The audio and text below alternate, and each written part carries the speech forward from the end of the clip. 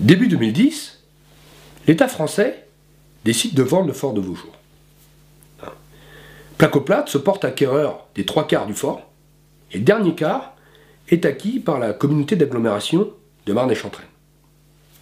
Donc très vite, Placoplate présente son objectif de détruire le fort, afin d'exploiter les sous-sols chargés d'or blanc, le gypse, dans le cadre d'une carrière à ciel ouvert, le gouffre, quoi, le trou, le gros trou.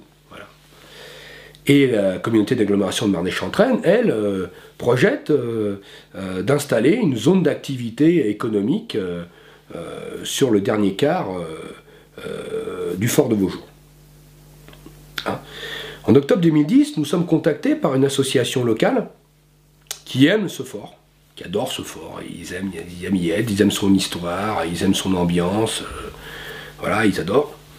Et ils nous demandent un coup de main, afin de procéder au recensement de la faune et de la flore du site, afin de dresser un bilan de la biodiversité du site.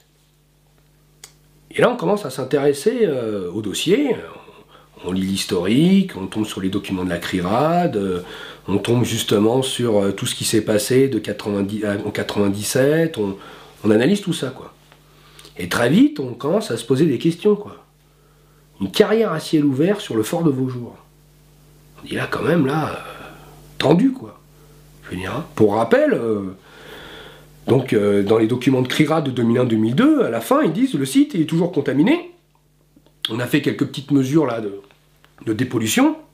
Hein, ça paye tout bout parce que c'est extrêmement cher, quoi. Extrêmement cher, quoi. Et on fait 1000 mètres carrés à peu près sur 45 hectares, quoi. Parce que c'est très très très cher. Hein. Et que le site, il est toujours contaminé, et qu'il y a plein d'endroits qui n'ont pas été prospectés, il y a plein de choses qui n'ont pas été faites. Le CEA lui-même, dans l'enquête publique de 2000, a dit qu'il y avait des endroits tellement contaminés qu'ils ont été noyés dans le béton. Donc en gros, dans les documents de l'époque, ils disent qu'il y a une quasi-impossibilité de dresser un bilan exact des pollutions du site. Par contre, ce qu'on sait, c'est qu'il y a une pollution quasiment généralisée à l'uranium, suite aux expérimentations du commissariat à l'énergie atomique. Il y a des contaminations aux métaux lourds, des contaminations chimiques, PCB, dioxine, et cerise sur le gâteau, il y a toutes les munitions, les obus, les cartouches, tout ça, non explosées, suite à l'explosion du dépôt de munitions par les Allemands en 1944. Donc là, on se dit, bon, quand même, un tel projet là-dessus, pareil, une zone d'activité économique là-dessus, tendue, quoi. Donc très vite, on interpelle l'exploitant. On dit, mais attendez, le site là est... Voilà. C'est quoi votre projet là? Parce que là, franchement, là, on a des soucis, on regarde les documents, on a des soucis, quoi. Et là, on nous répond, mais nickel, quoi. Nickel. Le site, il est nickel. On a fait venir l'IRSN, vous voyez.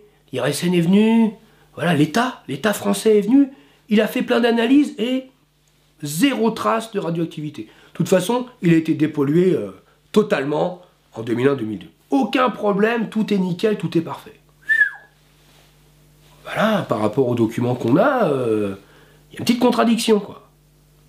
Putain, c'est quand même bizarre, quoi. Et bon, voilà, il y a des articles de presse qui sortent, tout ça, bon, bizarre, quoi. Bah, on décide d'aller voir par nous-mêmes, quoi, parce que c'est important, quoi.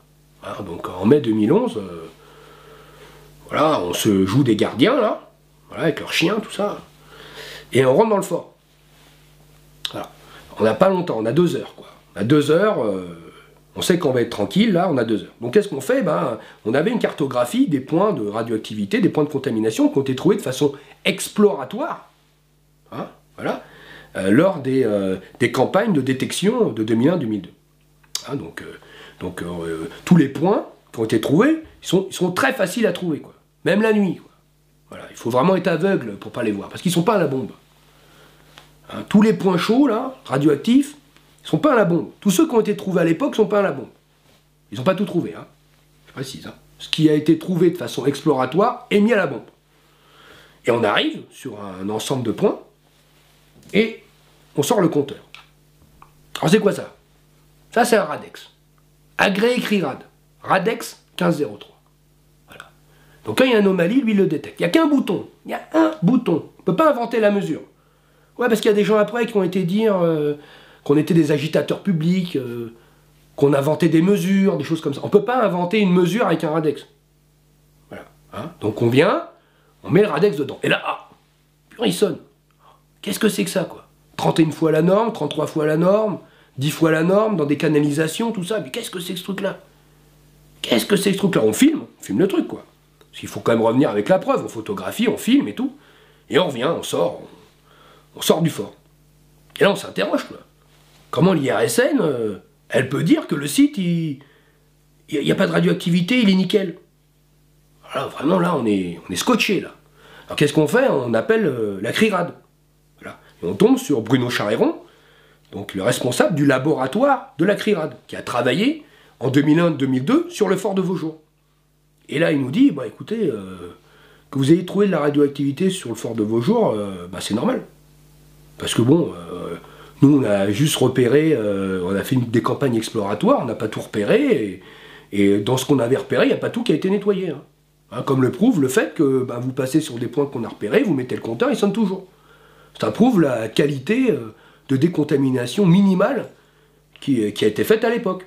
Voilà. Et on n'a pas tout trouvé, hein, parce que le CEA a bien indiqué dans l'enquête publique qu'il y avait des points tellement contaminés qu'il avait noyé dans le béton. On ne peut pas tout trouver. Un bloc de 100 grammes d'uranium, sous 10 cm de terre, il faut être en contact pour le trouver. Hein. Ça ne se trouve pas comme ça. Je veux dire, pour faire l'inventaire du fort de Vaujour en termes des pollutions, c'est des années de travail. Hein.